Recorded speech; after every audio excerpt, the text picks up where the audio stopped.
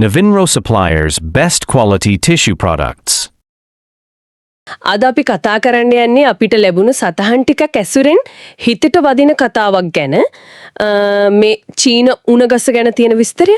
මේක හරිම හිතන්න දෙයක් ඉතුරු කරන කතාවක්. මුලින්ම කියවද්දි හිතෙන්නේ හරි පුදුමයි කියලා. අවුරුදු ගානක් පොළොවෙන් උඩට මුකුත්ම පේන නැති. ඊට පස්සේ එකපාරෙතම හරිම කෙටි කාලයකින් අසාමාන්‍ය විදිහට උස යන ගහක් ගැනනේ මේ කියන්නේ. ඉතින් අපි මේක ටික ගැඹුරින් බලමුද? මේකේ අන්තර්ගතයයි අර පාඩමුයි ගැන. අනිවාර්යෙන්. මොකද හිතන්නකෝ අවුරුදු 4ක් තිස්සේ බිම්මට්ටමෙන් උඩට කිසිම දෙයක් නැහැ. ඒත් ඒ ගහට ජීවත් වෙන්න ඕන. පස්සේ අඩි 80ක්. ඒ කියන්නේ මීටර් 24ක් විතර. එච්චර උස යන්න ශක්තිය ගබඩා කරගන්නත් ඕනේ නේද?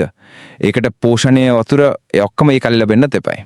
පළවෙනි අවුරුද්දේ දෙවෙනි තුන්වෙනි හතරවෙනි අවුරුද්දේ පොළොව උඩින් බලනකොට කිසිම වෙනසක් නැහැ.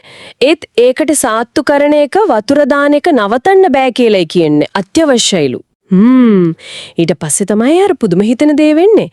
පස්වෙනි අවුරුද්දේදී සති කීපයක් වගේ ඇතුළත අර මහා ලොකු වර්ධනයක පාරටම. එතකොට බලන කෙනෙක් අහන්න මුල්ලොන් මේ ගහ ඇත්තටම සති කීපයකින්ද මෙච්චර උස ගියේ කීද? අන්න ඒක තමයි.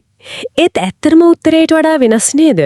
ඒ සම්පූර්ණ වර්ධනය අර අඩි 80ක් වෙනකන් යන එක ඒක අවුරුදු 5ක ප්‍රතිබලයක්. මෙන්න මේකයි කාරණේ. අර මුල් අවුරුද්ද 4 අර නිශ්ශබ්ද කාලේ අපිට නොපෙනුනාට පොළොව යට වෙලා තියෙන්නේ මාරම වැදගත් දෙයක්. ඒ කියන්නේ හරිම ශක්තිමත් ලොකුවට පැතිරුණු මුල් පද්ධතියක් හැදෙන එක. ඒ කියන්නේ අර පස්සේන ලොකු උසට ඔරොත්තු දෙන්න පුළුවන් විදිහ එකක්. හරියටම. ඒකට ආධාරක වෙන්න වගේම ඒ වර්ධනයට ඕන කරන පෝෂ්‍ය පදාර්ථ ටික උරා ගන්න අන්න ඒකට අඩිතාලම තමයි අර නොපෙනෙන කාලය ඇදලා තින්නේ. ඒක නම් හරිම වැදගත් නිරීක්ෂණයක්. ඉතින් මේ කතාවෙන් අපිට ගන්න පුළුවන් පාඩම් ගැන බැලුවොත් මොකද්ද මුලින්ම හිතට එන්නේ? මං හිතන්නේ ඉවසීම. ඉවසීමේ වටිනාකම මොකද අපි ගොඩක් වෙලාවට ක්ෂණික ප්‍රතිඵලනේ බලාපොරොත්තු වෙන්නේ මේකෙන් කියනෝන සාර්ථකත්වයට වර්ධනයට කාලය යනවා. අවුරුදු 4ක් තිස්සේ මුකුත් පේන්නේ නැති වුණත් අර ගොවියා දිගටම සාත්තු කරනවා. ඒක ඇත්ත. පේන්න ප්‍රතිඵල නැති වුණාම අතාරින හිතනවනේ.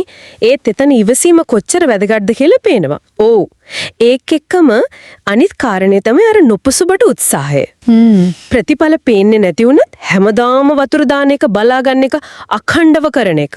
ඒ උත්සාහය අත්නුවරින් එක නේද? අනිවාර්යයෙන්ම. ඊළඟට තුන්වෙනි එක මම හිතන්නේ හරිම වැදගත්. ඒ තමයි විශ්වාසය. විශ්වාසය.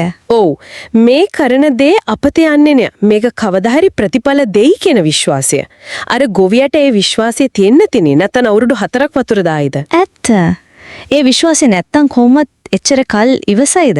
ඒකනේ. ඉතින් මේ තුන ඉවසීම, නොපසුබට උත්සාහය, විශ්වාසය මේවා අපේ පෞද්ගලික ජීවිතේ ඉඳන් අර වෘත්තීය ජීවිතේ වෙනකම්ම ගොඩක් දේවල් වලට සම්බන්ධයි නේද? ඇත්තටම උදාහරණයක් විදිහට කෙනෙක් අලුත් භාෂාවක් ඉගෙන ගන්නවා කියමුකෝ. නැත්තම් පොඩි බිස්නස් එකක් පටන් ගන්නවා. මුල් කාලේ සමහර වෙලාවට අවුරුදු 2-3ක් යනකම් ලොකු දියුණුවක් පේන්න නැති වෙයි. අර උණ ගහේ වගේ. ඔව්. හරියට මේ වගේ ඊතර දරණ මහන්සිය ඉගෙන ගන්න දේවල් අත්දැකීම් ඒ ඔක්කොම අර නොපෙනෙන මුල් වගේ ඒවා තමයි පස්සේ ලොකු පිම්මක් පනින්න ස්ථාවර වෙන්න අඩිතාලම වෙන්නේ. ඒ කියන්නේ සාරාංශයක් ගත්තොත් අපි එළියෙන් දකින ගොඩක් ලොකු සාර්ථක දේවල් පස්සේ ඒ තැනට එන්න හේතු වුණු ඒත් අපිට නොපෙනුණු ලොකු අඩිතාලමක් හැදුණු දීර්ඝ කාලයක් කැපකිරීමක් උත්සාහයක් තියෙනවා කියන එක අනිවාර්යෙන් අවසාන වශයෙන් අහන අයට හිතන්න මෙහෙම දෙයක් ඉතුරු කරමුද? හොඳ අදහසක්. තමන්ගේ ජීවිතය දිහා බලන්න.